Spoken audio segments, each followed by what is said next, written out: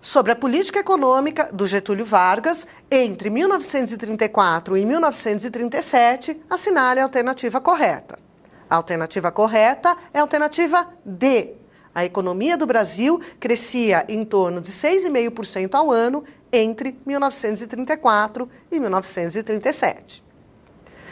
Vamos falar mais do Estado Novo, que ocorreu entre 37 e 1945, começando com algumas coisas que aconteciam na época.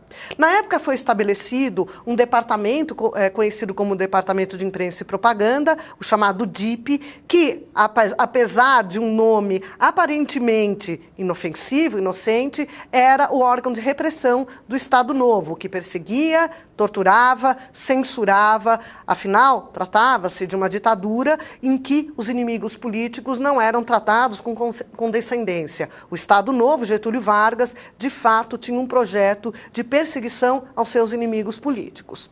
Por outro lado, o Estado Novo foi um período de grande populismo aqui no Brasil, e a ideia de populismo é agradar a população a qualquer custo, mesmo que muitas vezes as atitudes econômicas não sejam boas e não sejam coerentes com a necessidade do país. Apesar disso, né, de ser uma ditadura e de ser uma ditadura populista, a população brasileira apoiava em grande número Getúlio Vargas e o Estado Novo, principalmente por causa da proteção ao trabalho que Getúlio Vargas vai propor a partir desse Estado Novo. Que proteção era essa? Em 1943, o governo consolidou a CLT, né, a Consolidação das Leis Trabalhistas, protegendo o trabalhador, oferecendo vantagens, né, como 13º salário, como férias remuneradas, descanso remunerado, que era algo que ainda não estava regulado aqui na legislação trabalhista brasileira. Ora, fica claro entender por que a grande população brasileira chamava Getúlio Vargas de pai dos pobres e apoiava esse ditador, apesar de ser uma ditadura. A população sentia-se protegida com a política trabalhista do Getúlio Vargas. Em relação à Segunda Guerra, que ocorreu entre 1939 e 1945, qual que era a relação do Brasil com o estado de guerra, com o mundo em guerra, a Europa, os Estados Unidos, como que o Brasil se relacionava nesse ambiente de guerra que ocorre a partir de 1939, em pleno Estado Novo aqui do país. Como vimos anteriormente, Getúlio Vargas havia assumido uma posição ideológica mais próxima do eixo, ou seja, a Alemanha, Japão e Itália, antes do período do golpe do Estado Novo. E ele vai se reaproximar dos Estados Unidos após o período do golpe de Estado em 1937. A partir de 1942, essa posição do Brasil vai se modificar ainda mais, a proximidade com os Estados Unidos ainda vai ser maior quando algumas embarcações brasileiras foram atingidas por submarinos alemães aqui nas nossas costas, no Oceano Atlântico, e com isso o Brasil obrigou-se a aliar aos Estados Unidos para como uma retaliação à Alemanha, que teria atingido as nossas embarcações, apesar de uma proximidade ideológica, como a gente comentou agora há pouco. Os Estados Unidos gostou dessa aproximação porque o Brasil era um lugar estrategicamente interessante para os Estados Unidos, já que nosso litoral é muito extenso, ele praticamente domina o Atlântico Sul e, num mundo em guerra, posições estratégicas são muito procuradas. Então, os Estados Unidos ficou muito satisfeito com essa reaproximação do Brasil, tanto que será instalado aqui no Brasil bases norte-americanas para proteção contra ataques nazistas aqui no Atlântico Sul.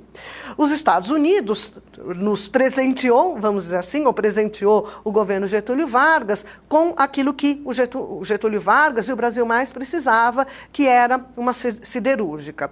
A CSN, a Companhia Siderúrgica Nacional, começa a ser construída, começa a ser feita no período do Estado Novo, com dólares norte-americanos e com tecnologia norte-americana. Finalmente, o Brasil havia conseguido aquilo que a Alemanha não nos deu, que foi a possibilidade de ter uma siderúrgica, e isso significa, sem dúvida nenhuma, uma autonomia maior dentro, né, desse projeto industrializador que o Brasil passa a ter desde lá da década de 30. Né? 10 anos, quase 10 anos antes, a gente já havia começado com esse projeto industrializador. Em termos de ação direta do Brasil em relação à guerra, o Brasil chegou a mandar tropas para a Europa, no período, na região da Itália, de Monte Castelo. O Brasil saiu vitorioso, a Força Expedicionária Brasileira, a FEB, ela conseguiu tomar esse ponto estratégico na Itália, e o Brasil, então, volta para casa vitorioso na sua única ação na Segunda Guerra Mundial, mas ele teve, de fato, uma ação participando diretamente do conflito. Vamos falar, então, da economia brasileira durante o Estado Novo.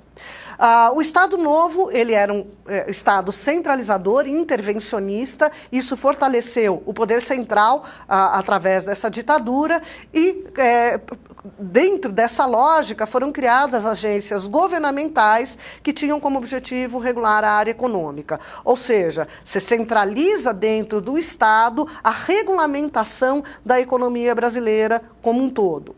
A legislação social deu força aos trabalhadores, né? E em 1940 a gente tem a construção da nossa primeira siderúrgica. E quanto ao PIB?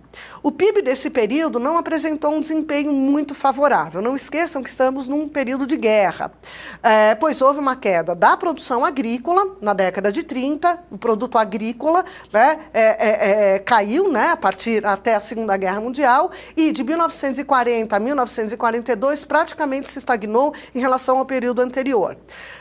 O Estado Novo, o governo de Getúlio Vargas nunca deu grande estímulo e incentivo à agricultura. Na realidade, o grande estímulo era a indústria. Por isso que durante todo o governo de Getúlio Vargas não teremos um desempenho muito favorável da agricultura, e isso, logicamente, influencia no tamanho do nosso PIB no período.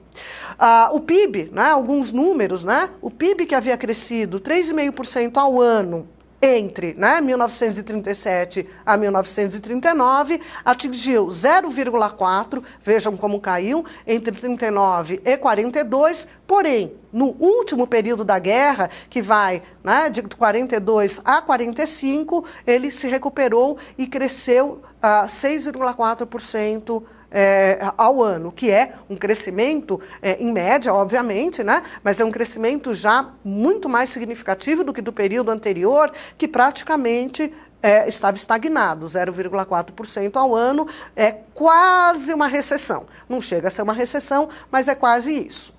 Ainda, né, falando da economia do período, em 1936, a Missão Aranha marcou o início do período da reaproximação do Brasil com os Estados Unidos. Chama-se Missão Aranha porque ela era liderada pelo político Oswaldo Aranha, que lidera essa missão aos Estados Unidos para a renegociação da dívida externa aqui, que havia ficado parada desde lá da crise do golpe em 1930.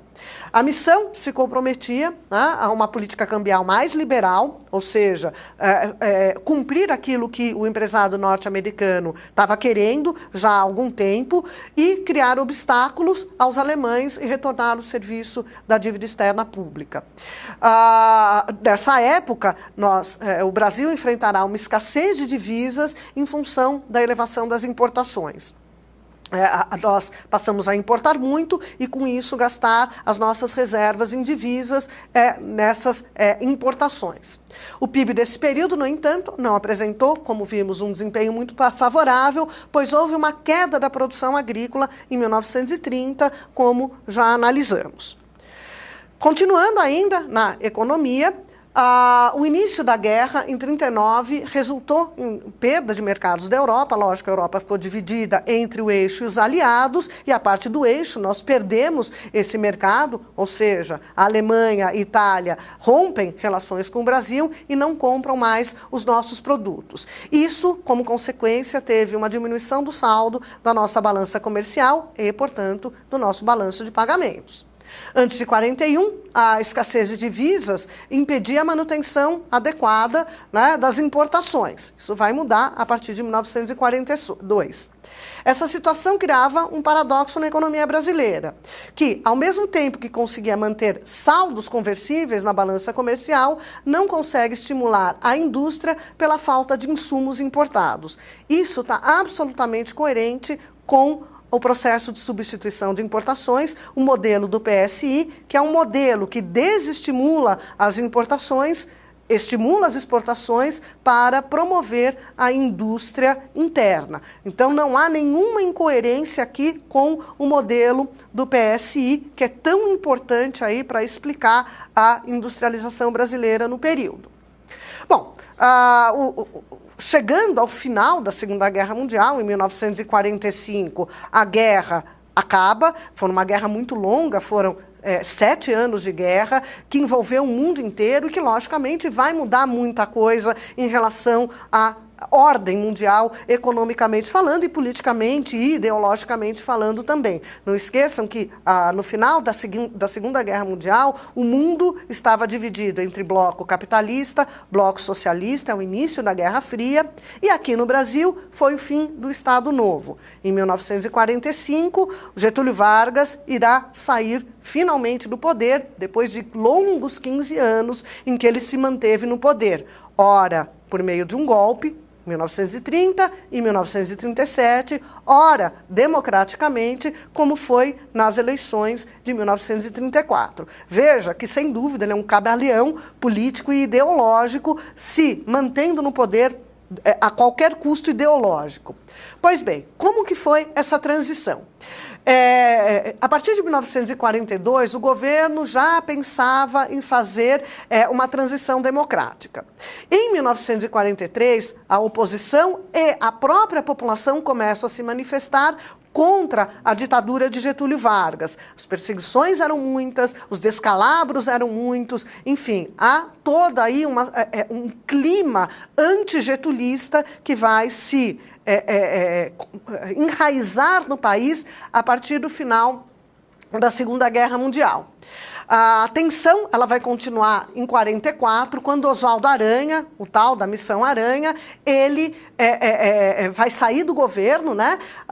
Ele renuncia, e ele era um dos grandes nomes do governo Getúlio Vargas, e a renúncia do Oswaldo Aranha vai ter um peso muito significativo ao fim da ditadura civil aqui no Brasil. Em outubro, o brigadeiro Eduardo Gomes, né, o militar, ele vai lançar a sua candidatura. Com a aproximação do final da Segunda Guerra Mundial, inicia-se um movimento, então, em favor da democracia, reunindo a maior parte da população brasileira, que se manifestarão, enfim, contra Getúlio Vargas. Nessa época, né, não esqueçamos que foi criada a CSN, Companhia Siderúrgica Nacional, tão importante para o país. Foi um acordo diplomático entre o Estado Novo, o Estado de Getúlio, e os Estados Unidos. A indústria foi construída em Volta Redonda, no Rio de Janeiro, e em 1940 vai aumentar a produção de ferro gusa e lingotes de aço, mas laminados ainda não eram produzidos nessa época. No entanto, a empresa só vai começar a funcionar em 1946, durante o próximo governo, que é o governo do Eurico Gaspar Dutra, que não convidou, incrivelmente, Getúlio Vargas para a inauguração.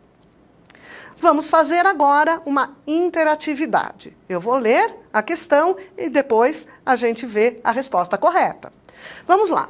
Sobre a política econômica do Estado Novo, assinale a alternativa correta. A.